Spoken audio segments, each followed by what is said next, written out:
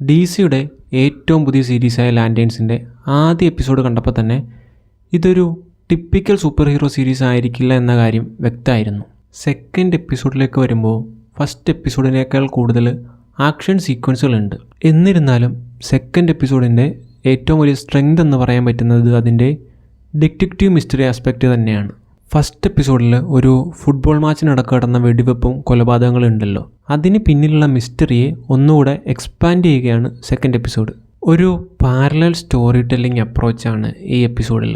ഒരു വശത്ത് ഹാൽ ജോർദാൻ ആ കൊലപാതകങ്ങളെയും അതുമായി ബന്ധപ്പെട്ട ഏലിയൻ കണക്ഷനെയും പറ്റി അന്വേഷിക്കുമ്പോൾ, മറുവശത്ത് ജോണ് ആ പവർ റിങ് റീചാർജ് ചെയ്യാനുള്ള ലാൻഡേൺ എടുക്കാൻ പോയേക്കുകയാണ്.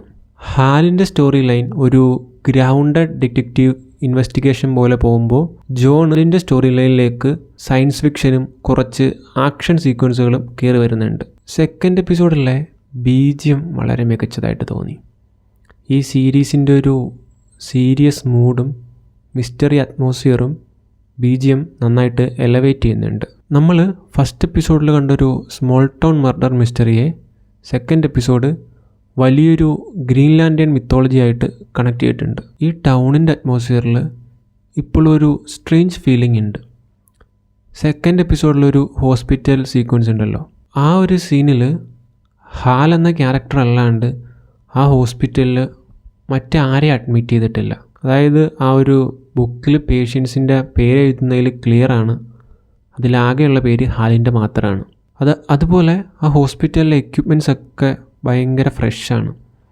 അതൊക്കെ എന്തുകൊണ്ടാണ് ഒരു ടൗണിൽ ഉപയോഗം വരാത്തതെന്നൊരു ചോദ്യമുണ്ട്. അത്തരത്തിൽ വളരെ സ്ട്രെയിഞ്ചായൊരു വേൾഡ് ബിൽഡിങ് കണ്ടിരിക്കാൻ നല്ല രസമുണ്ട്. പിന്നെ ഈ എപ്പിസോഡിൻ്റെ എൻഡിങ് എനിക്ക് വളരെ മികച്ചതായിട്ട് തോന്നി. ഒരു ക്ലിഫ് ഹാങ്ങർ എൻഡിങ് തന്നെയാണ് ഈ എപ്പിസോഡിലുള്ളത്. സത്യം പറഞ്ഞാൽ സെക്കൻഡ് എപ്പിസോഡ് തീരുമ്പോൾ ആൻസീസ് കിട്ടുന്നതിനേക്കാൾ കൂടുതൽ ചോദ്യങ്ങളാണ് ഈ എപ്പിസോഡിലുള്ളത്. ആ ഒരു സ്മോൾ ടൗണിൽ എന്തിനാണ് ഏലിയൻ ഡിറ്റക്റ്റീവ്സ്?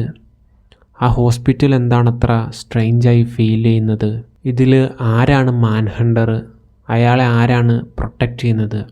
ഇത്തരത്തിൽ മറുപടി തരാത്ത കുറേ ചോദ്യങ്ങൾ സെക്കൻഡ് എപ്പിസോഡ് ബാക്കി വെക്കുന്നുണ്ട്. ഓവറോൾ നോക്കുമ്പോൾ എനിക്ക് ഫസ്റ്റ് എപ്പിസോഡിനേക്കാൾ കൂടുതൽ ഇൻട്രസ്റ്റിംഗ് ആയിട്ട് തോന്നിയത് സെക്കൻഡ് എപ്പിസോഡാണ്. ഇനി പറയുന്നൊരു കാര്യം കുറച്ച് സ്പോയിലറാണ്, അതുകൊണ്ട് എപ്പിസോഡ് കാണാത്തവർ ഈ പോർഷൻ ദയവായി സ്കിപ്പ് ചെയ്യണം. സെക്കൻഡ് എപ്പിസോഡ് കഴിഞ്ഞപ്പോൾ എനിക്ക് ഏറ്റവും ഇൻട്രസ്റ്റിംഗ് ആയിട്ട് തോന്നിയ ചോദ്യം മാൻ ഹണ്ടർ ആരാണെന്നുള്ളതല്ല, മറിച്ച് ജോൺ സ്റ്റുവർട്ട് ശരിക്കും ആരാണ് എന്നുള്ളതാണ്.